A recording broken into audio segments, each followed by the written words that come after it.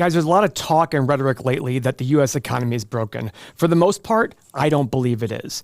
Do we have a looming problem with debt? Absolutely. I do think it's like the frog sitting in boiling water. When you're just increasing the temperatures a little bit at a time, you don't really know it's boiling until it's too late. I do feel we're getting there with debt. Hopefully, our leaders can do something about it before it gets really bad. In 2025, we could spend more on interest payments than we do on national defense. I'm not even getting into the conversation about how much to spend on national defense, but just let that sink in. Not because of war, not because of crisis, just because of the interest on debt we already owe and the fact that interest rates keep going up. So, are we still fine? What do I always hear? We've been fine so far. And you zoom into today, things look normal. Markets are open, checks are clearing, politicians are smiling and criticizing the other party on cable news. But here's the thing about stability. We're fine until we're not. Guys, this past week, as I'm recording this video, we saw tariffs send stocks flying down. In fact, today, as I record this, the NASDAQ opened down 5%. Within the hour, went up to 4% up. That's a 9% swing, and then back to negative again. History doesn't give warnings. Systems don't whisper. They just break. John Hussman has a great quote about markets. It's like you're sitting in a movie theater, somebody yells fire, and everybody in the theater thinks they're going to be the first person out that door. But not everybody can be the first person. And by the time we feel it, it could already be too late to steer away. Let's challenge the idea that risk increases gradually. That if 36 trillion is fine, then 50 trillion must be slightly worse, and 100 trillion, etc. Well, maybe we'll raise taxes a bit. But reality doesn't work this way. Guys, I like to think in extremes because when I think of both extremes, it tells me there's somewhere in the middle.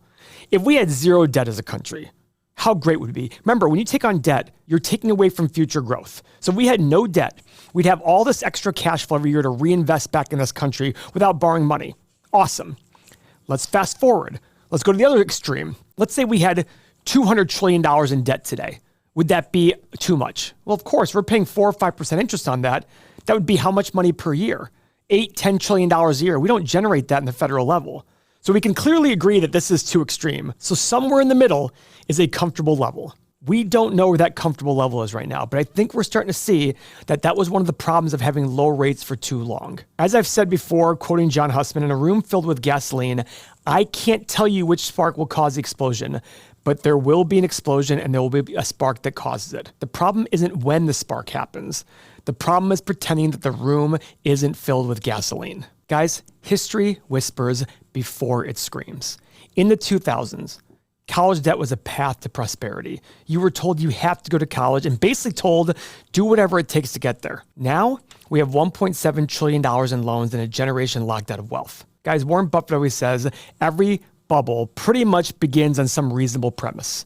Stock market bubbles, real estate bubbles.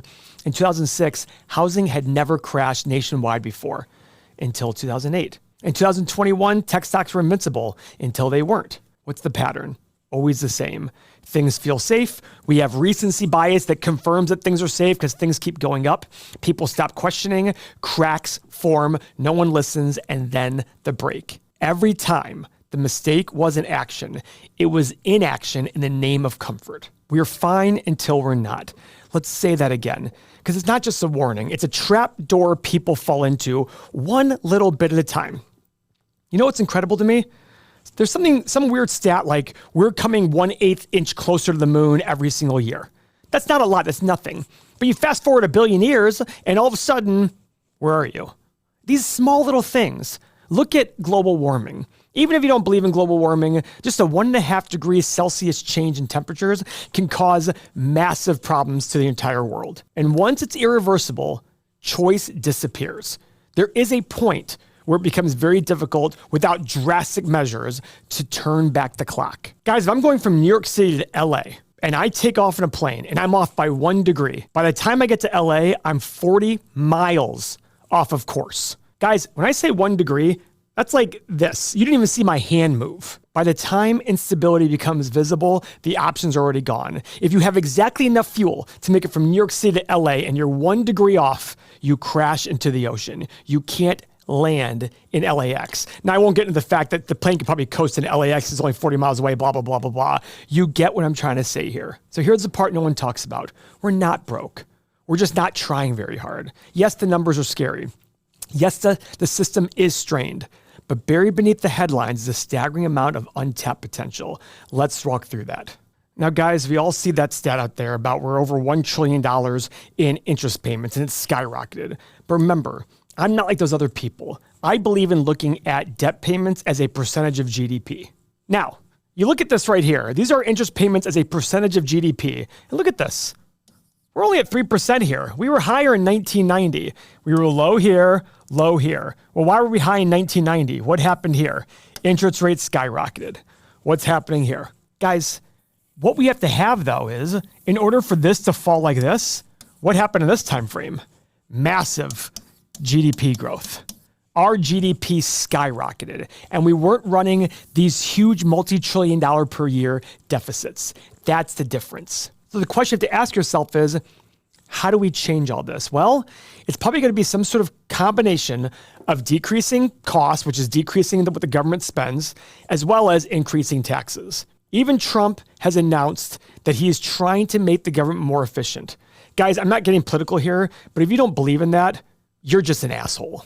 If you don't believe the government is inefficient, you're just an asshole. I don't want to hear from you. Do me a favor. Block this channel and move on. Because I've never heard anybody in my entire life, no matter what political party they are, sit there and say that they go to the government as a way of getting things done. But I'm also pragmatic and saying it's going to be hard. I have an idea that's actually borrowed from the Cato Institute or something, where I have a flat tax with a universal basic income, with a massive cut in government programs, but generates the same amount of revenue, pays down $500 billion per year, and still does as much as the government's doing now, but gives money to every single person out there who's over the age of 18. You don't have to work if you don't want to. Now, what's Trump doing? He's doing these tariffs. These tariffs, I don't even like them. I don't like them at all. I think they're just a tax on you and I. Now, we imported $4 trillion in goods last year. How much did we collect in tariffs? $77 billion. That's a mere 2%. Obviously, there's some runway there, which Trump is trying to make up. Even a modest adjustment can meaningfully shift our fiscal math without any new taxes, without government cutting programs. But that's false. A tariff is a tax. You and I all pay this. Whenever we buy our stuff internationally, we're paying that tax. The danger today isn't the number. It's the rate of change that's accelerating, and no one's adjusting. Think of it like this. We're not approaching a cliff. We're already on the slope, and that slope is getting steeper. The longer we pretend that this is normal, the less control we have. Guys, I'm not a doomsdayer here. All I know is I'm sitting there saying, hey, just like stock market, as valuations got worse and worse and worse, people who are not understanding of history say, hey, well, in the last year, it's been fine, so I'm going to keep doing it. But eventually, it isn't fine anymore. And eventually, it's going to cause higher taxes. Look at California, guys. California just kept getting away with higher and higher and higher taxes. And now what's going on in California? Companies are leaving, wealthy people are leaving because they're sick of paying more than 50% of their income in taxes. Again, I don't care what your political beliefs are. Everybody out there, especially the left, they're the first ones to cry when they have to pay more money. Guys, in the short run, stocks are a voting machine. In the long run, they're a weighing machine. The concern I have about the U.S. with high debt is the repercussions of it. We've got to tax more. When you tax people more, you disincentivize them from working. Everybody sits there and says, oh, rich people are greedy. Okay, if they're greedy then, and if you charge them higher taxes, are they going to do more work for less money? Think about that for a second. I will grant you that every rich person in the world is greedy. Then why are you taxing them more? If you told me right now, Paul, and by the way, in 1960, the top bracket was like 92%. So you're telling me, hey, Paul, for every dollar you make above a certain threshold, you get to keep 8 cents. Guess what I would do? It wouldn't work. So if we keep taxing all these companies more and more and more, what are they going to do? And for all those people out there who hate this, you're an investor in an ETF. You're an investor in a mutual fund. You sit there and say, well, we need to tax more. Well, then you're going to get taxed too.